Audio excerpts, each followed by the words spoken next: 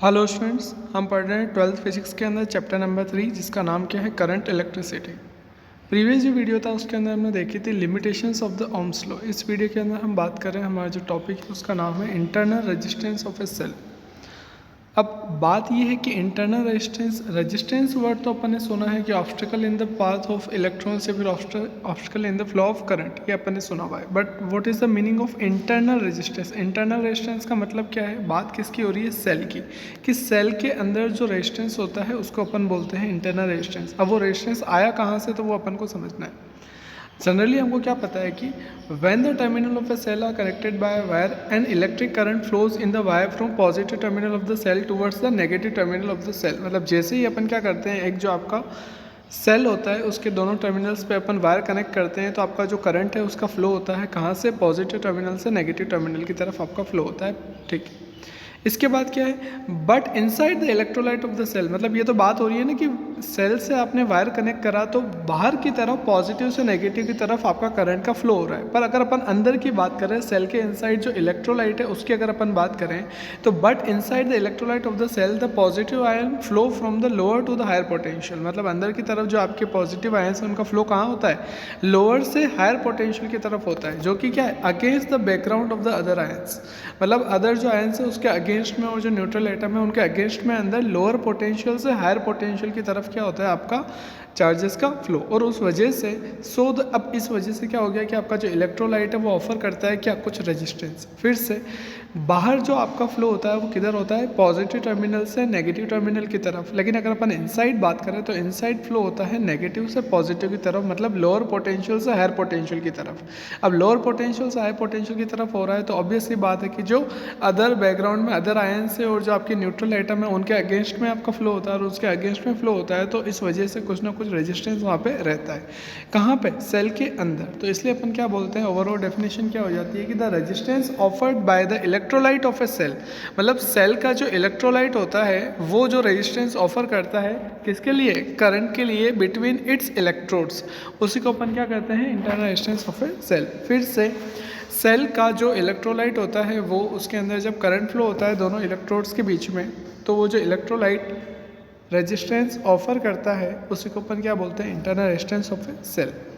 अब किस किस के ऊपर डिपेंड करता है ये इंटरनल रेजिस्टेंस जो होता है? सबसे पहले nature of the electrolyte, electrolyte के नेचर के ऊपर डिपेंड करता है। Next, directly proportional to the concentration of electrolyte, मतलब जितनी ज़्यादा कंसंट्रेशन होगी इलेक्ट्रोलाइट की उतना ज़्यादा आपका क्या होगा?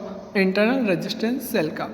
Directly proportional to the distance between the two electrodes के बीच में जितनी डिस्टेंस होगी, वही अपन जनरली पढ़ते हैं ना रेजिस्टेंस की, जितनी ज़्यादा डिस्टेंस होगी जितना ज़्यादा चार्ज को मोशन करना होगा, फ्लो करना होगा, उतना ज़्यादा वहाँ पे क्या आएगा? रेजिस्टेंस आएगा, ऑब्स्टेकल आएगा उसके पाथ में। As varies inversely as the common area of the electrode immerse in the electrolyte. Electrolyte है उसका जो कॉमन एरिया इमर्ज है इलेक्ट्रोलाइट में उसके क्या होता है? इन्वर्सली प्रोपोर्शनल, मतलब जैसे जैसे वो एरिया ज़्यादा होता जाता है तो वो इंटरनल रेजिस्टेंस क्या होता जाता है? कम। It increases with decrease in temperature of the electrolyte. अगर आप टेम्परेचर डिक्रीज करे जा रहे हो तो आपका जो इंटरनल रेजिस्टेंस है वो क्या हो जाएगा? ज़्यादा हो जाएगा। क्यों? क्योंकि टेम्परेचर जब डिक्रीज होगा तो मोशन क्या हो जाता है? स्लो हो जाता है चार्जेस का मोशन। नेक्स्ट, तो ये सारी बात है। एक और चीज़ अपन जनरली क्या जानते हैं, प्रैक्टिकल पर्पज से भी इंपॉर्टेंट रहती है कि the internal resistance of a freshly prepared cell is usually low. Generally जो फ्रेशली प्रिपेयर्ड सेल अपन करते हैं लैब में तो उसका जो इंटरनल रेजिस्टेंस होता है वो क्या होता है? कम होता है। और जैसे जैसे टाइम पास होता है, जैसे जैसे अपन उससे करंट लेते हैं सर्किट में, वैसे वैसे उसकी वैल्यू क्या होती जाती है? ज़्यादा इंक्रीज होती जाती है। Next, relation between internal resistance. अब इंटरनल रेजिस्टेंस है तो कोई ना कोई तो सिंबल इसको देना रहेगा, क्योंकि अपन अभी तक बोलते हैं आर किसको बोलते हैं? एक्सटर्नल रेजिस्टेंस को। तो इंटरनल रेजिस्टेंस उनको अपन रिप्रेजेंट करते हैं किससे? स्मॉल आर से। तो रिलेशन बिटवीन इंटरनल रेजिस्टेंस अपन पढ़ चुके हैं अभी क्या होता है? ईएमएफ और इलेक्ट्रोमोटिव फोर्स। और नेक्स्ट क्या है आपका? Terminal potential difference. अब ये क्या होता है ये अपन को समझना है, नया कुछ भी नहीं है, वही है जो अपन ने पहले करा था। क्या होता है terminal potential difference? The potential drop across the terminal of a cell when a current is being drawn from it. इसका क्या मतलब है कि जब आपका सेल को अपन सर्किट में कनेक्ट कर देते हैं और स्विच ऑफ होता है, तो स्विच ऑफ होता है तब तो दोनों टर्मिनल्स के बीच में जो पोटेंशियल डिफरेंस होता है वो क्या होता है? मैक्सिमम, जिसको ही अपन क्या बोलते हैं? Electromotive force. लेकिन जब अपन स्विच ऑन कर देते हैं, की ऑन कर देते हैं, तो उस मोमेंट पे क्या होता है कि करंट आपका पास होता है, पूरे सर्किट में चलता है, मतलब कुल मिला के अपन बैटरी से करंट ले रहे हैं। तो उस केस में दोनों टर्मिनल्स के बीच में जब आपकी बैटरी कनेक्टेड है सर्किट के अंदर, स्विच ऑन है, जब उससे करंट आप विड्रॉ कर रहे हो तो उस केस में जो दोनों टर्मिनल्स के बीच में पोटेंशियल डिफरेंस होता है उसको ही अपन क्या बोलते हैं, टर्मिनल पोटेंशियल डिफरेंस, जिसको रिप्रेजेंट करते हैं V से। इसका मतलब अभी तक अपन जब भी बात कर रहे थे V की, तो V जो होता है वो V क्या होता है, आपका टर्मिनल पोटेंशियल डिफरेंस। मतलब आपके सेल से जब करंट लिया जा रहा है उस मोमेंट पे आपका दोनों टर्मिनल्स के बीच में जो पोटेंशियल डिफरेंस होता है वही क्या होता है, V, जिसको अपन अभी तक रिप्रेजेंट करते आ रहे हैं किससे, terminal potential difference V। Next, अब बात आती है वही रिलेशन मैंने बात करी। इंटरनल रेजिस्टेंस क्या होता है आपका, स्मॉल आर से रिप्रेजेंट करते हैं, और इंटरनल रेजिस्टेंस को अपन क्या करते हैं, बैटरी के जस्ट क्लोज में रखते हैं। क्यों, क्योंकि इंटरनल रेजिस्टेंस है किसका, बैटरी का ही तो होता है। इंटरनल मतलब we are talking about cell, internal resistance होता किसका है, वही सेल का कॉम्बिनेशन हो, सेल को बैटरी बोल देते हैं, तो अपन बात करें यहाँ पे सेल की। तो इंटरनल रेजिस्टेंस होता किसका है, सेल का होता है, ठीक है। तो अब सेल का होता है तो उसके अंदर तो बनाने से रहे, क्योंकि सेल का अपना ऑलरेडी सिंबल है, तो सेल के जस्ट अटैचमेंट बना देते हैं किसको, एक स्मॉल रेजिस्टेंस को, जो क्या होता है आपका internal resistance represented by small R. तो ये जो आपका कंप्लीट कॉम्बिनेशन है, ये कंप्लीट कॉम्बिनेशन है किसका, सेल का, इसलिए यहाँ पे इसने इसको क्या कर रखा है, डैश वाले बॉक्स में बना रखा है। नेक्स्ट, रिलेशन बिटवीन तीनों का बीच का जो रिलेशन है, तो मैंने यहाँ पे एक सिंपल सर्किट डायग्राम बनाया हुआ है जिसमें आपका एक सेल है और एक आपका एक एक्सटर्नल रेजिस्टेंस है R, और जो आपका बैटरी है उसका EMF कितना है E, और आपका उस सेल का जो सेल का EMF कितना है E, और सेल का जो इंटरनल रेजिस्टेंस है वो कितना है, स्मॉल r। नेक्स्ट अपन बात करते हैं by the definition of EMF। अब जनरली अपना EMF क्या होता है, work done by the cell in carrying a unit charge along the close circuit. मतलब एक क्लोज सर्किट के अंदर एक चार्ज का कंप्लीट मोशन कराओ कंप्लीट सर्किट के अंदर, तो उसके लिए जो वर्क डन करना पड़ता है उसको अपन क्या करते हैं, EMF। फिर से EMF क्या होता है कि एक चार्ज को जहाँ पे सर्किट के अंदर जहाँ पे आपने उसका मोशन शुरू करा, कंप्लीट मोशन करवा के पूरे सर्किट में वहीं पे वापस लेके आ रहे हैं उसी सेम पॉइंट पे, तो उसके लिए जो वर्क डन करना होता है उसी को अपन क्या बोलते हैं, इलेक्ट्रोमोटिव फोर्स। मतलब अराउंड द सर्किट चार्ज का मोशन करवाने के लिए जो वर्क डन है। तो अब इसको अपन कैसे डिवाइड कर सकते हैं, work done in carrying unit positive charge from A to B against external resistance, and work done in carrying unit charge from B to A against internal resistance. क्या मतलब है इसका, एक बार ये सर्किट देखो, आपका जो करंट है, चार्ज है, वो पॉजिटिव चार्ज कहाँ से स्टार्ट होगा, पॉजिटिव से, और कहाँ पे आ जाएगा आपका नेगेटिव पे। तो पहले अपन क्या कर रहे हैं, A पॉइंट से B पॉइंट तक अपन उसको एक्सटर्नल, ये जो रेजिस्टेंस है R, इसके अगेंस्ट में वर्क डन करा रहे हैं। तो पहले तो क्या हो गया, वर्क डन करवा रहे हैं कहाँ पे, अपन A से B पे। उसके बाद अब शुरू कहाँ से करा था, अपन ने A से शुरू करा था, तो A पे तो वापस आए नहीं, आए कहाँ पे, B पे आ गए। अब B से वापस कहाँ पे आना है आपको, A पे आना है। तो वापस वर्क डन कहाँ से कहाँ तक, B से वापस कहाँ पे आना है, A। तो दोनों के लिए जो वर्क डन कराना होता है, work done per unit charge, work done per unit charge आपका जो होता है, यही क्या होता है, टोटल पोटेंशियल डिफरेंस। क्योंकि अगर अपन बात कर रहे हैं EMF की, तो EMF क्या होता है कि पूरे सर्किट के अंदर घुमाने के लिए जो वर्क डन करना पड़ रहा है वो। अब पूरा सर्किट में वही मैं बात कर रहा हूँ, A से शुरू हुए तो A से पहले कहाँ गए, B पे, तो A से B पे ले जाने का वर्क डन जो एक्सटर्नल रेजिस्टेंस के अगेंस्ट में आपने करा, और उसके बाद में B से A पे वापस लेके आए जो कि इंटरनल रेजिस्टेंस R के अगेंस्ट में करा। आए समझ में, तो वर्क डन कितने हो गए, 2।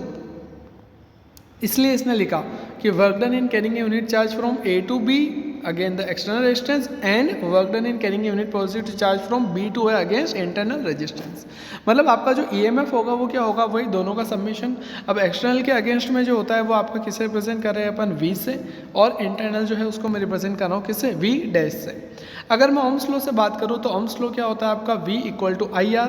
तो V माना कि सर्किट में जो करंट फ्लो हो रहा है वो कितना है, I है, तो V equal to IR Ohm's law से। और R कौन सा हो जाएगा, R फर्स्ट वाला, और फर्स्ट वाला कौन सा, एक्सटर्नल रेजिस्टेंस जो कि क्या है, कैपिटल R।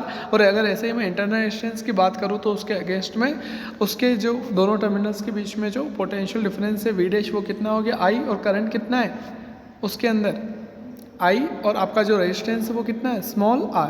तो V इक्वल टू IR, ये तो क्या है आपका एक्सटर्नल रेजिस्टेंस के अगेंस्ट में जो आपका पोटेंशियल डिफरेंस है जो आपने वर्क डन करा, और V dash equal to I small r क्या है आपका इंटरनल जो रेजिस्टेंस है उसके अगेंस्ट में आपका पोटेंशियल डिफरेंस। इसलिए आपका अपन क्या लिखते हैं कि टोटल जो EMF होता है वो क्या होता है, V प्लस V डैश। अभी अपन बात कर रहे थे, अभी तक अपन ने जितना पढ़ा है फिजिक्स में इस चैप्टर में, अभी अपन बात किसकी कर रहे थे अभी तक, इससे पहले V की। V जो होता है उसको अपन क्या बोलते हैं, पोटेंशियल डिफरेंस। लेकिन आज अपन ने क्या जाना कि एक्चुअली उसका जो नाम होता है वो क्या होता है, terminal potential difference. Terminal potential difference क्या होता है कि जो एक्सटर्नल रेजिस्टेंस होते हैं उसके अगेंस्ट में जो टोटल पोटेंशियल डिफरेंस होता है वो, कि आपके सेल को जब आपने इसमें सर्किट में कनेक्ट कर दिया, उसके बाद में जब आपने सेल को ऑन कर दिया तो सर्किट से जो करंट निकल रहा है तो सेल के अराउंड जो पोटेंशियल डिफरेंस है वो टर्मिनल पोटेंशियल डिफरेंस। लेकिन अगर आपने सेल को कनेक्ट ही नहीं करा तो जो है वो क्या है, वो मैक्सिमम पोटेंशियल डिफरेंस है, जिसको अपन बात करते हैं ईएमएफ।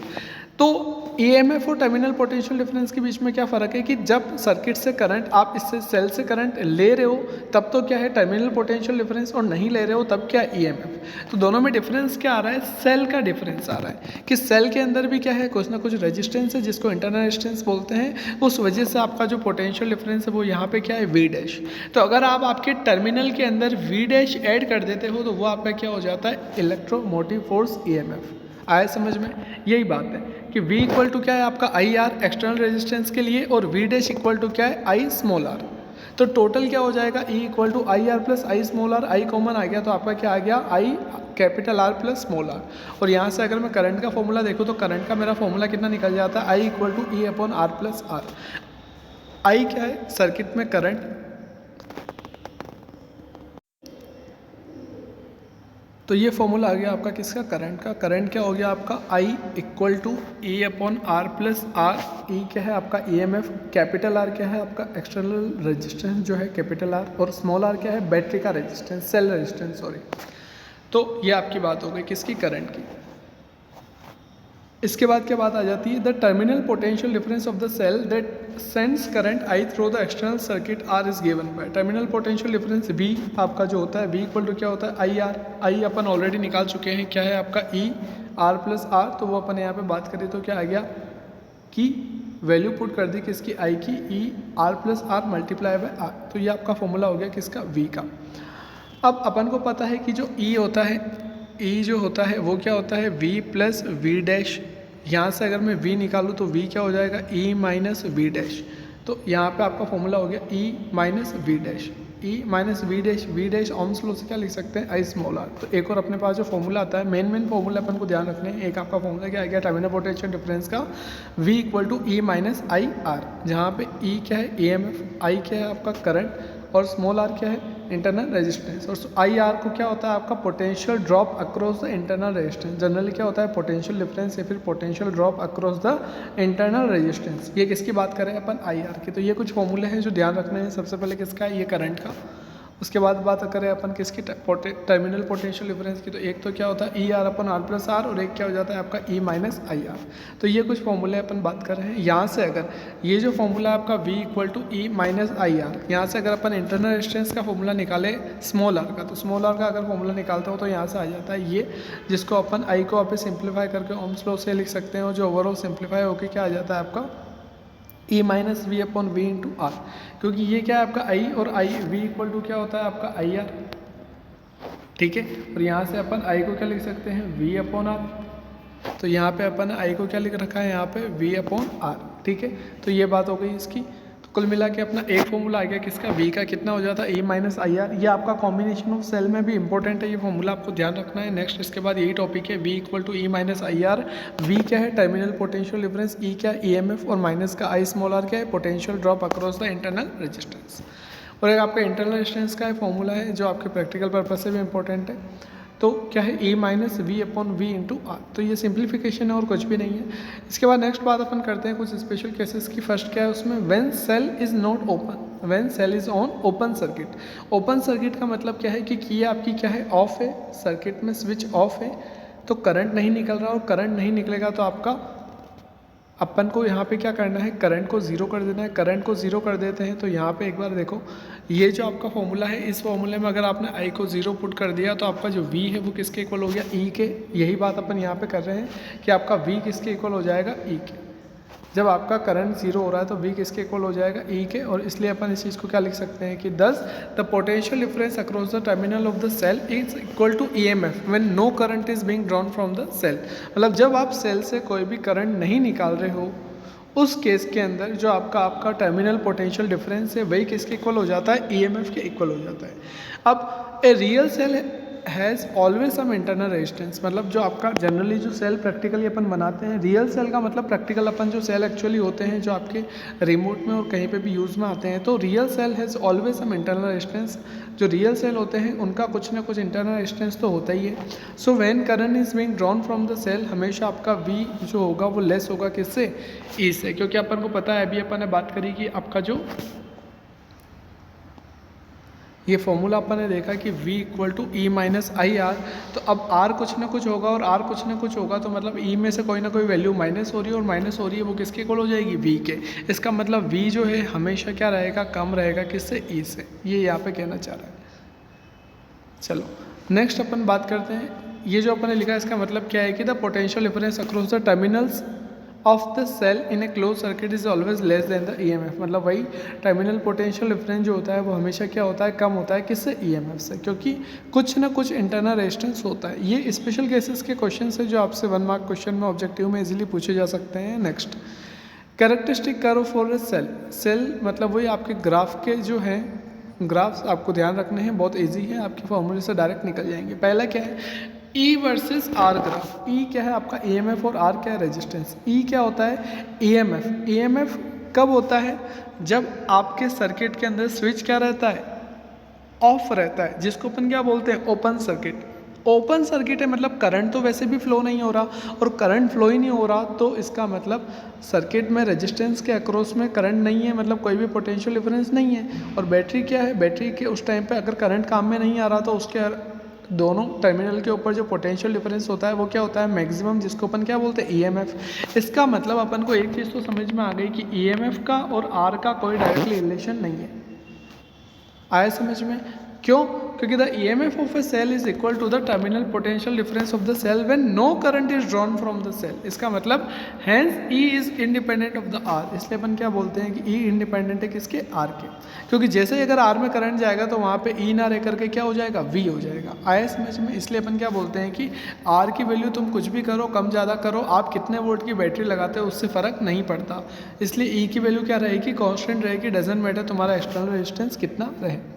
नेक्स्ट जो है ग्राफ, और नेक्स्ट ग्राफ किसके ऊपर है, V versus R graph. V versus R graph का मतलब क्या है, ये जो अपना फॉर्मूला था V equal to I R, इसमें अगर मैं I की वैल्यू पुट कर देता हूँ तो ये वैल्यू आती है, R का अगर डिवाइड कर देता हूँ यहाँ पे और यहाँ पे कैपिटल R स्मॉल r पे, तो ये आपका फाइनल फॉर्मूला आता है। अब अगर अपन कुछ वैल्यूज़ रखते हैं, देखो जब R की वैल्यू 0 हुई, मतलब जब एक्सटर्नल रेजिस्टेंस 0 हुआ, एक्सटर्नल रेजिस्टेंस ये अगर 0 हुआ तो V भी कितना हो जाएगा, 0, तो V भी कितना हो जाएगा, 0। यहाँ पे अपन ने वैल्यू पुट करी। नेक्स्ट, अगर कैपिटल R की वैल्यू स्मॉल r के इक्वल हो जाए, मतलब एक्सटर्नल रेजिस्टेंस और इंटरनल रेजिस्टेंस दोनों आपस में क्या हो जाए, इक्वल हो जाए। एक्सटर्नल रेजिस्टेंस और इंटरनल रेजिस्टेंस अगर आपस में इक्वल हो गए तो उस केस में अपन क्या बात करते हैं कि R प्लस R, यहाँ पे भी क्या हो जाएगा, R से क्या हो जाएगा 2R, और R से R क्या हो जाएगा, कट, बचेगा कितना, E/2। इसका मतलब V किसके इक्वल हो जाएगा, E/2 के इक्वल हो जाएगा जब कैपिटल R की वैल्यू इक्वल हो जाएगी स्मॉल r के। नेक्स्ट क्या है, अगर R की वैल्यू मैं इन्फिनिट पुट कर दूँ, अगर R की वैल्यू इन्फिनिट पुट कर दूँ तो किसी के भी नीचे अगर R है, किसी के भी नीचे अगर इन्फिनिट का डिवाइड होता है तो वैल्यू क्या आ जाती है, 0। तो आपका V किसके इक्वल हो जाएगा, E के इक्वल हो जाएगा। तो ये तीन वैल्यूज़ अपन को मिलती है कि अगर R की वैल्यू 0 है तो V भी 0, मतलब अगर R की वैल्यू 0 है, R की वैल्यू 0 है तो E की वैल्यू भी 0, दोनों आ गए। R की वैल्यू अगर स्मॉल r है, एक्सटर्नल की रेजिस्टेंस की वैल्यू इंटरनल रेजिस्टेंस के इक्वल है, इंटरनल रेजिस्टेंस ऑलरेडी कम होता है, तो मान लो ये आपका, ये क्या है आपका R और ये क्या है आपका V। जब R आपका स्मॉल r के इक्वल है, ये स्मॉल r के इक्वल है, तो E कितना हो गया, माना कि अगर टोटल E है तो यहाँ पे कहीं क्या होगा, E/2, तो सेकंड पॉइंट क्या आ गया, ये आ गया। थर्ड क्या है, अगर R की वैल्यू कर दो इन्फिनिट, अगर R की वैल्यू कर दी बहुत ज़्यादा कर दी, मैंने माना कि इन्फिनिट यहाँ पे आ गई, तो V की वैल्यू किसके इक्वल आ रही है, E के इक्वल, मतलब फाइनल वैल्यू आपकी कहीं यहाँ पे होगी। अगर इन तीन पॉइंट को अगर मैं मिलाऊँ, अगर इन तीन पॉइंट को मैं मिलाऊँ, ढंग से देखना, पहला पॉइंट कहाँ था, 0 पे, दूसरा पॉइंट कहाँ था, यहाँ पे, और थर्ड पॉइंट लगभग कहाँ आ रहा है, इन्फिनिट पे। तो ग्राफ कैसा जाएगा, ग्रेजुअली एक R पे, ये E पे जो वैल्यू है वो क्या हो जाएगी, कांस्टेंट हो जाएगी। तो आपका जो ग्राफ जाएगा वो कैसा जाएगा, ये वाला ग्राफ जाएगा कि 0 पे 0, आर के ऊपर e/2 और बाद में इन्फाइनाइट कितना भी कर दो तो वैल्यू कितनी हो जाएगी e, इसका मतलब वैल्यू क्या जा रही है, कांस्टेंट जा रही है एक टाइम के बाद में। तो ये आपका ग्राफ है, ग्राफ आपको जनरली ध्यान रखना है। लास्ट वाला क्या है आपका v versus i graph, v और i के बीच का जो ग्राफ होगा ये यहाँ पे देखो इक्वेशन क्या है आपकी v equal to e minus I R. अपनी एक इक्वेशन होती है मैथमेटिक्स की y equal to M X plus C, जो 11th में अपन ने देखी हुई है बेसिक के अंदर। v equal to E minus I R, E M F क्या है, ये तो कांस्टेंट है, मतलब ये तो क्या है c है। x क्या है, वेरिएबल, और एक क्या है m, वो भी क्या है कांस्टेंट। तो यहाँ से इस इक्वेशन को अपन कैसे लिख सकते हैं, ऐसे लिख सकते हैं, क्योंकि इंटरनल डिस्टेंस भी अपना क्या है कांस्टेंट है, और ये जो फॉर्मेट की इक्वेशन है ये अपने ऐसे लिखी जा सकती है, ये वाली जो इक्वेशन है, ठीक है। तो ये अपनी इक्वेशन आ रही है। अब यहाँ पे अपन को क्या पता चल रहा है, यहाँ पे अपन को ये पता चल रहा है कि v के अंदर ये जो कर्व आ रहा है, करंट का जो कर्व आ रहा है वो क्या दे रहा है, नेगेटिव स्लोप दे रहा है, मतलब ग्राफ ऊपर ना जाके कहाँ जाएगा, नीचे। ये तो क्या है, एक आपका कांस्टेंट है, कांस्टेंट है मतलब कुछ ना कुछ कांस्टेंट से, जीरो से वैल्यू ना शुरू होकर के कहाँ से होगी, कुछ ना कुछ कांस्टेंट से होगी, और उसके बाद स्लोप के ऊपर अगर पॉजिटिव होता है तो कहाँ जाती है, ऊपर। लेकिन यहाँ पे क्या आ रहा है, नेगेटिव आ रहा है, तो कहाँ जाएगी, नीचे जाएगी। और लीनियर है तो लीनियरली नीचे जाएगी। तो इसलिए आपका जो कर्व गया वो कैसा गया, लीनियरली नीचे गया। तो ये आपका कर्व जा रहा है, ठीक है। तो ये आपके 3 ग्राफ्स हैं जो आपको जनरली आने चाहिए।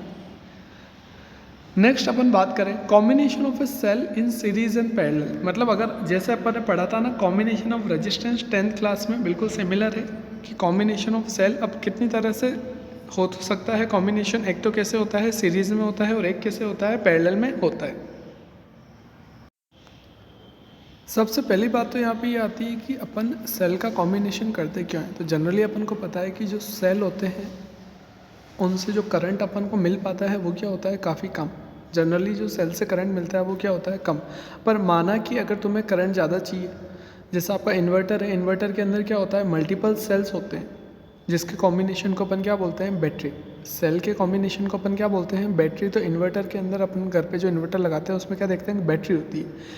तो उस बैटरी के अंदर क्या होता है, कॉम्बिनेशन ऑफ सेल होते हैं। तो उससे क्या हो पाता है कि अपने घर के जो डिफरेंट अप्लायंसेस से, जैसे आपका फ़ैन हुआ, लाइट्स हुई, ये सब क्या है, चल पाते हैं। तो जब अब ऑब्वियसली बात है, इनको चलाने के लिए करंट क्या चाहिए, ज़्यादा। तो एक सेल से काम चलेगा नहीं, इसलिए अपन क्या करते हैं कि कॉम्बिनेशन ऑफ सेल करते हैं।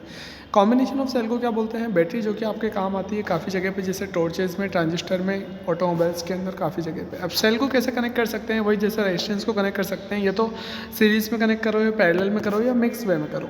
अब सीरीज़ का मतलब क्या होता है, सीरीज़ का मतलब ये होता है कि when the negative terminal of one cell is connected to the positive terminal of the other. जैसे ये जो नेगेटिव टर्मिनल है, ये नेगेटिव टर्मिनल अपन मैं अगले के कैसे कनेक्ट कर रहा हूँ, पॉजिटिव टर्मिनल से।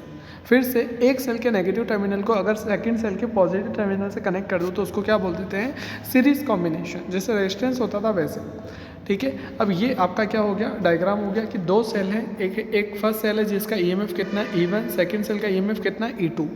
फर्स्ट सेल का इंटरनल रेजिस्टेंस कितना है, R1, सेकंड सेल का इंटरनल रेजिस्टेंस कितना है, R2। जब दोनों को मैंने सीरीज़ में कनेक्ट करा तो अब ऑब्वियस ही बात है कि दो को कनेक्ट करेंगे तो एक इनका इक्विवेलेंट ईएमएफ होगा और एक इनका इक्विवेलेंट क्या होगा, रेजिस्टेंस होगा। और करंट जो फ्लो हो रहा है सीरीज़ के अंदर, फर्स्ट सेल से जो करंट पास होगा वही कहाँ से पास होगा, सेकेंड सेल से। तो करंट क्या होता है, सेम, और ईएमएफ क्या होते हैं, डिफरेंट, ठीक है। नेक्स्ट अपन बात कर रहे हैं,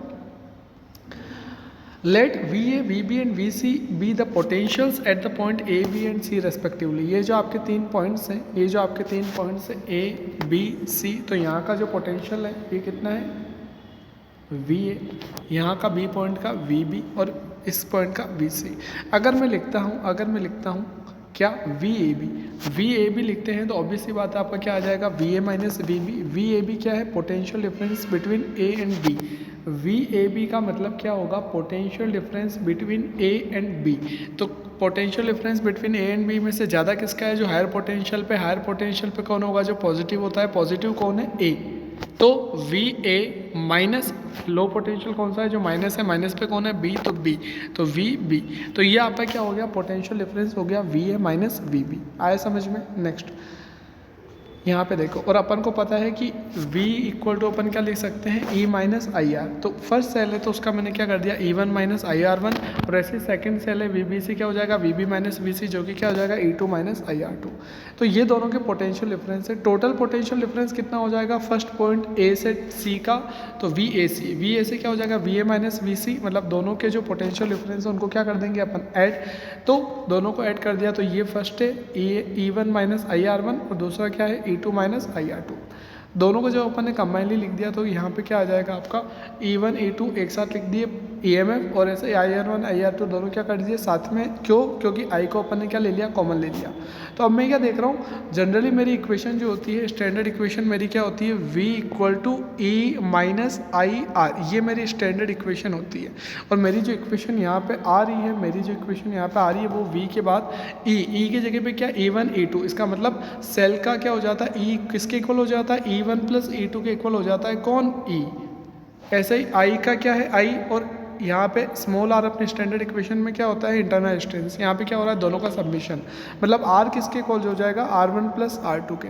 तो मेरे को क्या समझ में आया कि ये जो सिंपलीफाई इक्वेशन थी स्टैंडर्ड इक्वेशन की इक्वल, अगर मैं इसको लिखता हूँ तो मेरे को क्या समझ में आता है कि E1 E2 किसके इक्वल हो जाएगा, E के, और ऐसे ही R1 R2 किसके इक्वल हो जाएगा, R के। तो अपन को ये पता चलता है कि इसमें सेल्स इन सीरीज़ के अंदर कि अगर आप जितने सेल लगाते हो तो उनका EMF आपस में क्या होता जाता है, ऐड, और उनका इंटरनल डिस्टेंस भी आपस में क्या होता जाता है, ऐड होता जाता है। तो ये बात हो गई इसकी, ठीक है। अब अगर अपन बात करें सेल्स इन पैरेलल, ये आपका सेल इन पैरेलल का एक डायग्राम है। ये सेल इन पैरेलल कि ये एक सेल है, EMF कितना, E1 इंटरनल डिस्टेंस R1, और ऐसे ही नीचे क्या है, cell E2 internal distance R2। इनको अगर मैं पैरेलल में कनेक्ट करता हूँ तो क्या होता है, अब मैं क्या देखता हूँ, जैसे यहाँ पे आपका करंट है कितना, I। तो अब करंट जो है, ऑब्वियस सी बात है, दो सेल पैरेलल में तो एक जगह पे कितना होगा I1, एक जगह पे कितना होगा I2, और टोटल कितना हो जाएगा I। ये तो बात हो गई इसकी। पॉजिटिव से निकलता है इसलिए यहाँ से कितना निकल रहा है I1, यहाँ से कितना निकल रहा है I2, और टोटल करंट कितना हो गया I। तो यहाँ पे ऑब्वियस सी बात है, पैरेलल में अपन को पता है, याद करो कॉम्बिनेशन ऑफ रेजिस्टेंस के अंदर भी अपन ने देखा था 10th क्लास में कि पैरेलल में क्या होता है, पोटेंशियल डिफरेंस चेंज होता है नहीं, क्या चेंज होता है, यहाँ पे करंट चेंज होता है। सीरीज़ में क्या चेंज होता है, पोटेंशियल डिफरेंस चेंज होता है, करंट सेम रहता है, और पैरेलल के अंदर क्या होता है, करंट चेंज होता है और पोटेंशियल डिफरेंस सेम रहता है। तो यहाँ पे क्या चेंज हो रहा है, करंट चेंज हो रहा है। पैरेलल के अंदर क्या चेंज होता है, दो ब्रांच है तो ऑब्वियस ही बात है दोनों से क्या निकलेगा, करंट, तो ये करंट निकला। और अगर पोटेंशियल डिफरेंस की बात करूँ तो एक पॉइंट है ये और एक पॉइंट है ये, दोनों के बीच में जो पोटेंशियल डिफरेंस है वो कितना रहेगा, E। आ रहा है समझ में। नेक्स्ट अगर अपन बात करें potential difference between the terminal of first cell की बात करें तो फर्स्ट सेल के लिए क्या हो जाएगा, V का फॉर्मूला क्या होता है, E1 माइनस IR1। जो चेंज है वो अपन लिखते हैं, चेंज यहाँ पे क्या आ रहा है, करंट, तो करंट अपन ने यहाँ से निकाला तो इसको सिंप्लीफाई करके करंट निकाल दिया। ऐसे ही सेकेंड सेल के लिए बात करी, V इक्वल टू क्या हो जाएगा, E2 माइनस IR2। कुछ भी नहीं है, मैंने बोला था ना अभी तो अदर पहले कि एक फॉर्मूला आपको ध्यान रखना है, V इक्वल टू क्या होता है, E माइनस IR। बस ये फॉर्मूला ही मैं काम में ले रहा हूँ और कुछ भी नहीं कर रहा। पहले फर्स्ट सेल के लिए आप सेकंड सेल के लिए ले लिया यहाँ पे, ठीक है। तो V इक्वल टू क्या हो गया, E minus E2 minus IR2, और यहाँ से वापस I2 की वैल्यू निकाल दी। ऊपर क्या था I1, नीचे क्या है I2। टोटल करंट कितना हो जाएगा, I1 प्लस I2, दोनों की वैल्यूज़ रख दी, R दोनों के अलग अलग कर दिए डिफरेंट, और EMF की एक अलग ब्रैकेट में डाल दिया और इंटरनल डिस्टेंस को अलग ब्रैकेट में डाल दिया, V को कॉमन लेके। तो ये आपकी सिंप्लीफाई इक्वेशन आ गई, ठीक है। और इसके बाद में अपन क्या देखते हैं कि ये जो इक्वेशन आई, ये इक्वेशन किसकी आई है, करंट की इक्वेशन आई है, ठीक है। और यहाँ से अगर मैं potential difference, terminal potential difference V की इक्वेशन निकालता हूँ तो वो इक्वेशन आ जाती है ये, ठीक है। तो बस यही बात है, जनरली अपने क्या होता है, V इक्वल टू क्या होता है, E माइनस IR। ऊपर भी अपन ने यही करा था, यहाँ पे भी यही करेंगे। यहाँ पे V के बाद E की जगह पे क्या आ रहा है, ये, तो मतलब ये किसके इक्वल है, E इक्वलेंट के इक्वल है। और ऐसे ही R इक्वलेंट की जगह पे ये आ रहा है तो ये किसके इक्वल है, R इक्वलेंट के इक्वल। कुछ नहीं करा, सबसे पहले क्या करा, ये आपका सर्किट है, ठीक है। इस सर्किट के अंदर क्या करा, दो सेल है तो दोनों सेल के लिए मैंने V की वैल्यू निकाली। V इक्वल टू क्या होता है, IR, E माइनस IR। तो फर्स्ट सेल के लिए E1 माइनस IR1 और सेकंड सेल के लिए E2 माइनस IR2। दोनों का करंट था, दोनों का करंट मैंने क्या कर दिया, ऐड, और उसको क्या कर दिया, सिंप्लीफाई। ये क्या निकला मेरा करंट, ठीक है। मेरे को क्या निकालना है, V निकालना है। तो क्रॉस मल्टीप्लाई करके V की वैल्यू इक्वेशन मैंने निकाली, ये इक्वेशन आ गई। इस इक्वेशन को मैंने एक ये स्टैंडर्ड इक्वेशन से इक्वेट कर दिया। ये इक्वेशन जैसे 1 है और ये 2 है तो इसको स्टैंडर्ड इक्वेशन से इक्वेट करा तो E की जगह पे क्या आ जाएगा ये, और R इक्विवेलेंट की जगह पे क्या आ जाएगा ये। तो ये आपकी इक्वेशन हो गई दोनों, ठीक है। इसके बाद अगर अपन बात करते हैं कॉम्बिनेशन ऑफ सेल, अगर अपन करते हैं